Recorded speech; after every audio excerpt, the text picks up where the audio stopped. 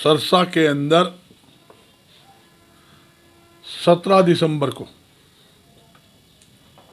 Congress party द्वारा किसान मजदूर आक्रोश रैली जो होने जा रही है, वो रैली हर दृष्टिकोण से ऐतिहासिक होगी। इस सरकार से हर वर्ग का नागरिक, चाहे किसान हो, कर्मचारी हो, मजदूर हो, व्यापारी हो, दलित हो, पिछड़ा वर्ग का व्यक्ति हो, आम जनता इस सरकार से दुखी है और मुक्ति चाहती है, पेंडा छुड़ाना चाहती है। इस राज्य के अंदर महंगाई और बेरोजगारी दोनों चरम सीमा पर है और हर एक व्यक्ति आज पूरी तरह से दुखी है। और जहां तक कि ये वो सरकार है, उन्होंने मोदी साहब ने क्या कहा था 2014 में, हमारी सरकार आने पर किसानों की 2 गुना आय कर दी जाएगी। मगर जहां 2 गुना आय करने की बात है,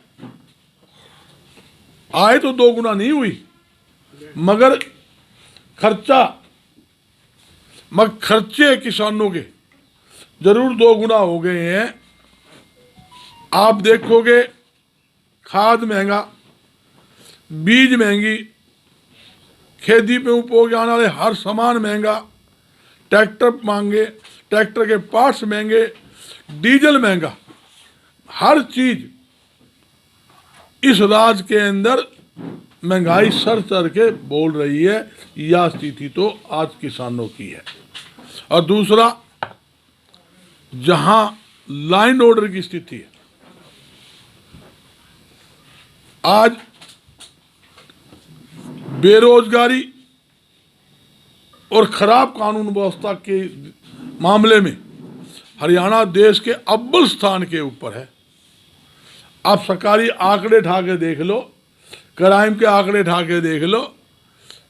मैं नहीं कहता, केंद्र सरकार के जो आंकड़े, उनके आंकड़े के हिसाब से बोल रहा हूं। आज क्राइम में नंबर 1 के ऊपर आ रहा है, बेरोजगारी में नंबर 1 पे है, महंगाई सबसे ज्यादा है। मगर ये सरकार एक ही बात कहती है, मनोहर लाल जी के पास और कुछ नहीं बोलने के लिए, एक ही बात है, मैंने खर्ची पर्ची बंद कर दी भाई। अरे भाई, जब सम्मान टेचियां भर भर के लिया जा रहा है तो पर्ची की क्या वैल्यू है? पर्ची कोई वैल्यू है क्या? जब करोड़ों रुपए आप टेचियां भर भर के आ रहे हैं, एक भी सरकारी ऐसा विभाग बता दो, मैं खुला चैलेंज कर रहा हूं, आपके माध्यम से कर रहा हूं, सरकार का आदमी कोई भी किसी भी प्लेटफार्म पे मेरे सामने बैठ के बहस कर सकता है। मैं पूछना चाहता हूं, सरकार का एक भी ऐसा सरकारी विभाग सरकार बता दे जहां बगैर रिश्वत लिए काम होता हो। मैं खुले आंकड़े दे दूं, तो ये आबकारी विभाग हो, चाहे मार्केटिंग बोर्ड हो, फूड सप्लाई हो, तहसील में चले जाओ, बिना सेवा शुल्क दिए रजिस्ट्री नहीं होती, क्लर्क तो कागज तक नहीं पकड़ता। ऐसी स्थिति है। और ये कहते हैं पर्ची, इन्होंने तो जगह जगह दलाल छोड़ रखे हैं, ऑफिस के नीचे दलाल खड़े हैं, वो फाइल पकड़े और वो पैसे ले, वो काम करवा के लावे, धक्के खा लो।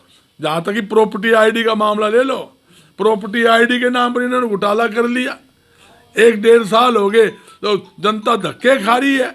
जिसका 100 गज का मकान था उसका 500 दिखा दिया, किसी का 1 फ्लोर मकान बन रहा है, किसी की 3 मंजिल दिखा दी। ठीक कराए जो ना ठीक हो रहा, ना लेना ना देना। और एक घोटाला, एक ये आईडी का सबसे बड़ा घोटाला है। ज़्यादा घोटाले की बात है, खुले तो शराब घोटाला, धान घोटाला, सरसों घोटाला, यहाँ तक कि पेपर लीक घोटाला और खनन घोटाला इनके राज के अंदर हुआ। जहाँ पुलिस कस्टडी के अंदर, जहाँ पुलिस कस्टडी थी, वहाँ करोड़ों रुपए की उसके अंदर शराब बिक जाती है।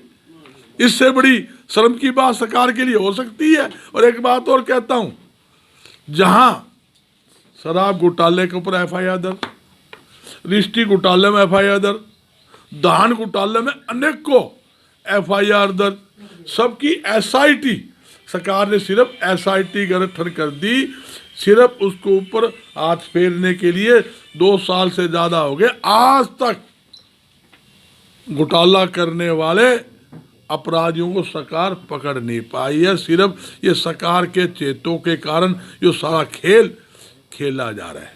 तो इसलिए मैं कहना चाहता हूं, आज इस राज्य के अंदर किसान दुखी, आड़ती बेहद आड़ती दुखी, आड़ती को समय पर आड़त नहीं मिल रही, आड़त के पैसे काटे जा रहे हैं। गेहूं की जो परचेज थी 2.5% दामी अनेकों सालों चलती आ रही है, धान की परचेज पे 2.5% दामी उनमें कटौती कर दी। कमीशन बनता है उनका 55 रुपये, कुछ पैसे दे रहे हैं 40 रुपये, वहाँ भी घोटाला। मजदूरों के जो पलेदारी है माल ठाने की, उनको समय पर पलेदारी के पैसे नहीं मिलते। 1-1 साल तक, पिछले साल की जो पलेदारी की मजदूरी थी वो 1 साल के बाद आई है। बताओ गरीब आदमी क्या खाएगा जब माल ढोने की पलेदारी नहीं मिलती समय के ऊपर, उनसे आड़ती से लेने पड़ते हैं, जब उनके पैसे आते हैं, जब आड़ती उल्टी जाते हैं। ये तो स्थिति इस राज्य के अंदर है। तो आप लोगों के सहयोग से 17 दिसंबर को जो रैली कांग्रेस पार्टी करने जा रही है, किसान मजदूर आक्रोश रैली, बहुत ऐतिहासिक होगी।